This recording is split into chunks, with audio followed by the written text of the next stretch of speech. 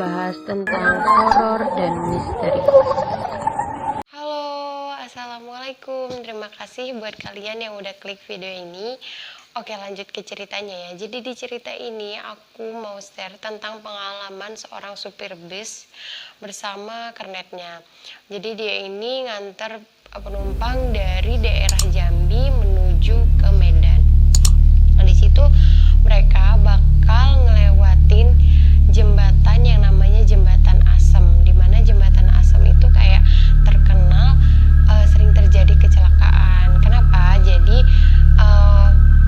posisi si Jembatan Asem itu berada di antara lembah gitu loh. Jadi ini turunan, terus nanti jembatan langsung naikkan lagi gitu. Terus kecelakaan itu bisa karena rem dari mobil yang nggak sesuai gitu, atau ada kecacatan mesin. Tapi ada juga kecelakaan itu terjadi karena hal-hal yang di luar nalar gitu deh, menurut pengalaman dari orang yang pernah dengar ada kecelakaan di situ. Pokoknya udah terkenal serem gitu Jembatan Asem ini. Dan kenapa disebutin Jembatan Asem? Karena sebelum kita menuju jembatan itu, di situ ada pohon asem yang gede banget, makanya disebut Jembatan Asem. Terus setelah itu mereka kayak si nama bapak ini Pak Paiman, terus kernetnya itu bernama Yanto. Kira-kira mau deket dari jembatan itu, Yanto ngomong gini, "Pak, bentar lagi kita Jembatan Asem nih." "Oh iya," kata si Pak Paimannya. Udah, dia juga di situ kayak baru, "Ya ampun, bentar lagi Jembatan Asem, harus hati-hati nih, harus lebih konsentrasi nih," gitu. Terus udah mulai Jembatan Asem, aduh gitu, mereka tuh kayak tegang gitu loh. Pak Paiman juga ngerasa kok kayak ada yang kayak gimana ya, aku tuh udah ngelewatin Jembatan Asem ini udah sering, tapi kok ini feelingnya agak-agak gimana gitu. Terus Pak Paiman ini turun, tapi sebelum dia turun tuh, maksudnya kan ini penurunan, sebelum dia penurunan itu dia ngelihat di pinggir jalannya ada 2 orang perempuan sama laki-laki. Ini suasananya udah gelap malam gitu ya. Terus kayak dia ngerasa heran, dia langsung ngomong gini, "Yanto, kamu lihat?" Terus Yanto ngomong gini, "Iya Pak, saya lihat perempuan sama laki-laki kan." Syukur deh gitu. Jadi kayak dia, oh alhamdulillah, berarti bukan cuma aku aja, oh berarti itu manusia. Jadi dia itu benar-benar ngeliat itu kalau orang gitu loh, bukan yang berbentuk aneh-aneh gitu. Terus setelah dia penurunan sampai akhirnya mau nyampe jembatan, tiba-tiba mobil mesinnya itu mati. Mobil mesinnya mati, kayak aduh kenapa nih? Ya udah Pak, saya cek dulu ya, kata Yanto. Dia langsung inisiatif ke turun cek mesinnya. Dan terus si Pak Paimannya di dalam mobil itu nyalain tapi tetap nggak bisa. Akhirnya ya udah deh, turun aja bantuin si Yanto. Pak Paimannya turun, terus di situ dia ngelihat kalau kap mesinnya itu udah dibuka, tapi Yantonya udah nggak ada. Dia langsung kayak, "Duh, Yanto mana nih?" Dia udah nyari-nyari, terus dia ngelihat kalau si Yanto itu lagi jalan ngarah ke 2 orang yang tadi. 2 orang yang tadi itu masih ada ya. Terus kayak, "Yanto," dia langsung manggil. "Ya Pak, ngapain?" Ini jemput penumpang. Jemput penumpang," dia ngomong gitu kan. Nah, terus si Pak Paimannya langsung bilang, "Udah nggak usah, ayo balik." Di situ nada suaranya agak gimana gitu. Terus kayak si Yanto langsung ngeh, "Oh iya Pak," gitu.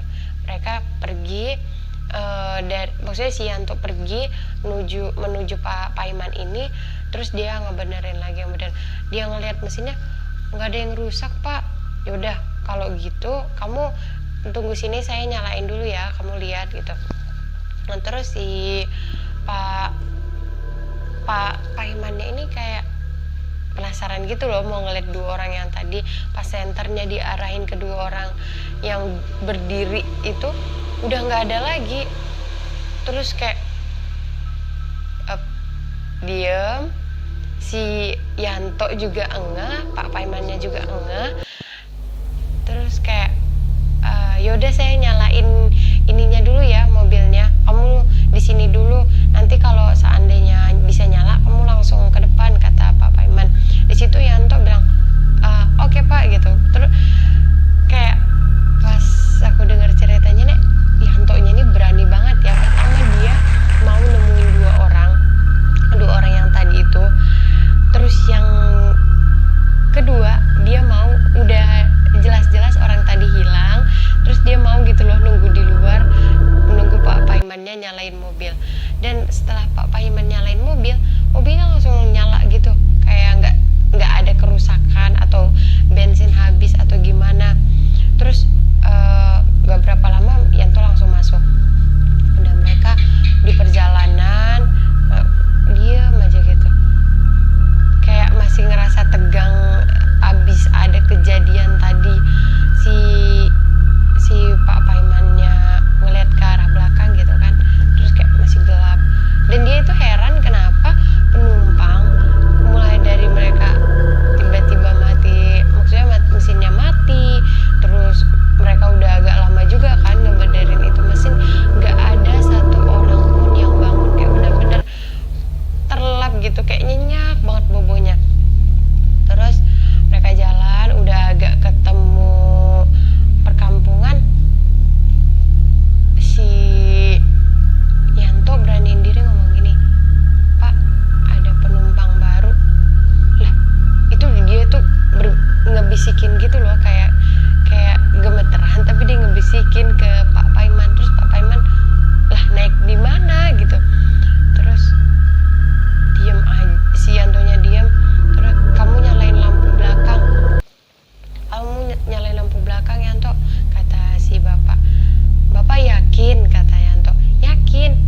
Ya udah, akhirnya si Yanto mencet tombol biar lampu belakang nyala, dan di situ Pak Paiman langsung ngelihat dua orang perempuan sama laki-laki lagi duduk tegak lurus ke arah depan, sedangkan penumpang yang lainnya itu pada tidur gitu, nyenyak kayak sebelumnya.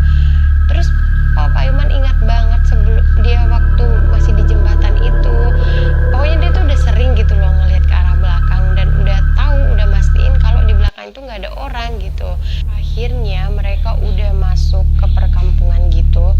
Terus ada salah satu dari penumpang kayak, Pak nanti di pom bensin berhenti ya, saya mau ke kamar mandi gitu.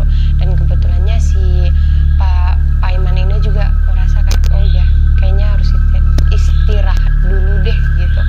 Terus nyampe di pom bensin, di situ kan para penumpang udah turun. Terus Pak Paiman sama Yanto ngeliat lagi ke arah belakang, penumpang goib itu akhirnya udah pergi gitu. Jadi di sini aku ngerasa kayak ternyata gitu ya cerita orang-orang yang kayak supir bis, mereka yang selalu kayak keluar malam lewatin hutan-hutan. Oke, sampai sini ceritanya. Terima kasih buat kalian yang udah dengerin sampai akhir. Dan next aku bakal cerita lagi tentang seremnya jalan lintas Sumatera.